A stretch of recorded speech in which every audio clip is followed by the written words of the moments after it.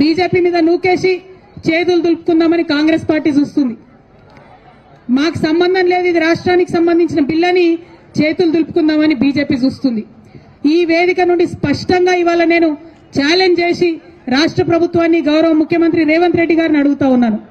నిజంగా మీరు బీసీల పక్షపాత అయితే, నిజంగా 42% మీరు పెట్టిన బీసీల బిల్లు చిత్తశుద్ధితో పెట్టిందైతే, ఏదైతే బీజేపీ చెప్తుందో ముస్లింలకు ఉందేమో అనే అనుమానంతో మేము ఆపుతున్నామని చెప్తున్నారు.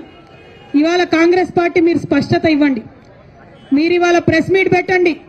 ఇక్కడ పెడతారా, ఢిల్లీలో పెడతారా, రాహుల్ గాంధీ గారిని పెట్టుకొని పెడతారా, సోనియా గాంధీ గారిని పెట్టుకొని పెడతారా, మాకు సంబంధం లేదు. ప్రెస్ మీట్ పెట్టి ఓపెన్ గా డిక్లేర్ చేయండి. ముస్లింలకు 10% రిజర్వేషన్ మేము సపరేట్ బిల్లు పెడతాం అసెంబ్లీలో అని చెప్పి డిక్లరేషన్ చేయండి. ఒక క్లారిటీ ఇవ్వండి. దాంతో ఏమైతుంది, ఇప్పుడున్న 42%లో ముస్లిం మైనారిటీల రిజర్వేషన్ దీంట్లో ఇంక్లూడెడ్ కాదు, ముస్లింస్ కి సపరేట్ గా 10% రిజర్వేషన్ పెట్టాలని చెప్పి మేము డిమాండ్ చేస్తా ఉన్నాం. ఇక అప్పుడు బీజేపీ మీద ఉంటది బాధ్యత. ఈ 42%లా ముస్లింస్ లేరన్న విషయాన్ని కాంగ్రెస్ పార్టీ క్లారిటీ ఇవ్వాలి. ఒకవేళ ముస్లిం సోదరులకు ఉంటే ఆ విషయం కూడా క్లారిటీ ఇవ్వాలి.